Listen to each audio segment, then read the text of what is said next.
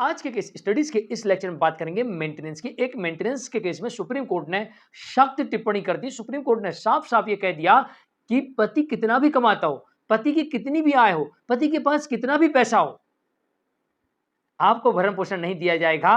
वो पति का पैसा है। और ये कोई पहला जजमेंट नहीं है। रिसेंटली एक और जजमेंट आया जिसमें कोर्ट ने कहा कि भाई आपको 14 करोड़ नहीं दे सकते, BMW कार भी नहीं दे सकते। जहां पर पत्नी कहती कि मुझे एलुमनी में 12 करोड़ रुपए चाहिए और एक BMW कार चाहिए, एक फ्लैट चाहिए, तो सुप्रीम कोर्ट ने सीधे तौर पर रिजेक्ट कर दिया कि ना आपको BMW कार देंगे और ना ही आपको 12 करोड़ देंगे। दरअसल इस मामले में भी ऐसा ही कुछ देखने को मिल रहा है। कोर्ट कह रहा है पति का पैसा है, वो कितना भी कमाता हो, आपको नहीं देंगे। कोर्ट ने यहां पर सख्त रुख अपनाया और साफ कह दिया आप भरण पोषण के लिए एलिजिबल ही नहीं है, आपको मेंटेनेंस नहीं दिया जाएगा। तो चलिए आज के स्टडीज के इस लेक्चर में आपके समक्ष जजमेंट रखेंगे, आपको वो नियम भी बताएंगे जिन नियमों के अंतर्गत कोर्ट साफ साफ ये कह रही कि आपको भरण पोषण नहीं दिया जाएगा, चाहे पति कितना भी कमाता हो, कितनी भी उसके पास दौलत हो, वो आपकी नहीं, वो उसकी है और उस पर आपका कोई अधिकार नहीं है। आपको तो मेंटेनेंस मांगने तक का अधिकार नहीं है, ऐसा नियम भी कोर्ट ने बता दिया। इस मामले में आपको ये नियम पता होना चाहिए, इसे नोट करके रख लीजिएगा, आपको बहुत काम आएगा। जय जिनेंद्र, मैं मुकेश जैन। वीडियो को लाइक और शेयर कर दीजिए और इस तरह से जजमेंट्स पाने के लिए दिए गए नंबर पर आप हमें व्हाट्सएप पर संपर्क कर सकते हैं। चलिए शुरुआत करते हैं। पत्नी के द्वारा यहाँ पर भरण पोषण के लिए केस किया गया था डोमेस्टिक वायलेंस एक्ट के अंतर्गत। आपको मामला कोई भी हो सकता है, डोमेस्टिक वायलेंस एक्ट का हो सकता है, मेंटेनेंस का हो सकता है जो सीआरपीसी 125 हो, चाहे BNSS 144 हो और चाहे ये हिंदू मैरिज एक्ट के अंतर्गत हो। भरण पोषण में सब एक जैसे ही नियम चलते हैं। खासतौर से जब मेंटेनेंस की बात होती है तो एक जैसे ही नियम चलते हैं, चाहे कोई भी केस हो मेंटेनेंस का। एक्ट बदलने से, धाराएं बदलने से नियम नहीं बदलते, एक ही नियम सब पर लागू होता है।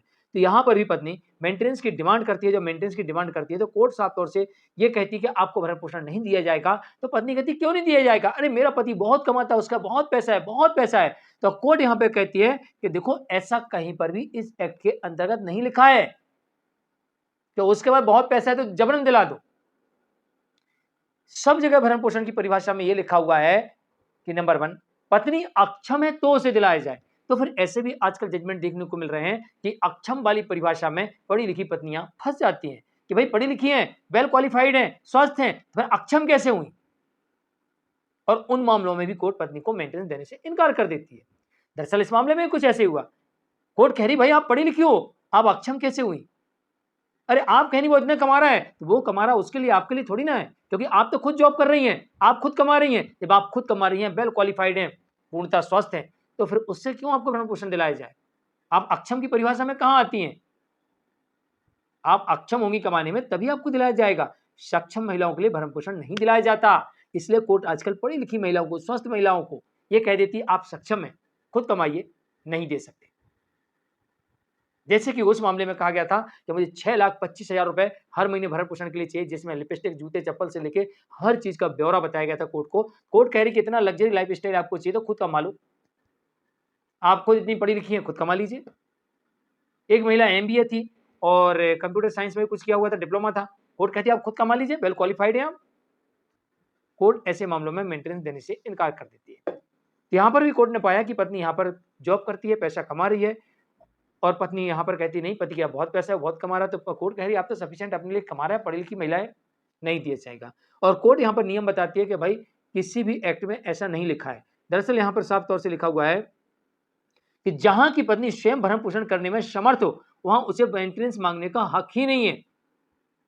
गुजारा भत्ता, भरण पोषण, मेंटेनेंस आप जो चाहें, शायद मराठी में ख्योटी बोलते हैं, ख्योटी बोलते हैं ना, ख्योटी। तो मतलब कुल मिला के सीधी सीधी बात कहेंगे, साफ कह दिया कि अगर आप सक्षम महिला हैं तो आपको भरण पोषण नहीं दिया जाएगा। अब इसमें यह भी कह दिया कोर्ट ने कि भाई इस एक्ट में कहां लिखा है ऐसा कि सक्षम महिलाओं को भी भरण पोषण देना पड़ेगा। कहीं लिखा है तो मुझे बता दो। चाहे डोमेस्टिक वायलेंस एक्ट हो, चाहे हिंदू मैरिज एक्ट हो, चाहे मेंटेनेंस हो, CRPC 125 या 144, BNSS, कहीं नहीं लिखा इनमें कि सक्षम महिलाओं को दिया जाए। साफ तौर से लिखा अक्षम पत्नी के लिए, अक्षम महिलाओं के लिए, अक्षम बच्चों के लिए। तो बच्चे तो अक्षम होते हैं, तो बच्चों के छोड़कर पत्नी को नहीं देती कोर्ट। अब यहां पर एक और बात कही गई है, हिंदू दत्तक एवं भरण पोषण अधिनियम की धारा 18 के अंतर्गत भी यह प्रावधान यहां पर स्पष्ट किया गया है। यह प्रावधान ये कहता है कि भाई साहब जब पत्नी भरण पोषण मांगने के लिए आए तो पहले ये देख लो कि हाँ पति और उसके परिवार वालों की गलती है तो ही भरण पोषण देना है, चाहे वो अक्षम ही क्यों ना हो। अब यहां पर बात दूसरी आ गई है, अक्षम ही क्यों ना हो, कमाने के काबिल ना हो, बेरोजगार हो, लेकिन पहले ये देख लो गलती किसकी है।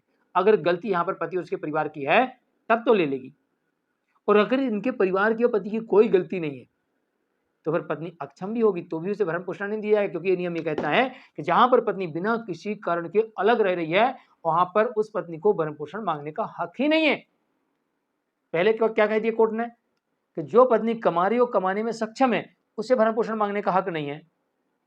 दूसरी तरफ ये कह दिया कि भाई कहीं कानून में लिखा है कि सक्षम महिलाओं को भरण पोषण देने का प्रावधान है, कहीं नहीं लिखा तो नहीं दिया जाएगा।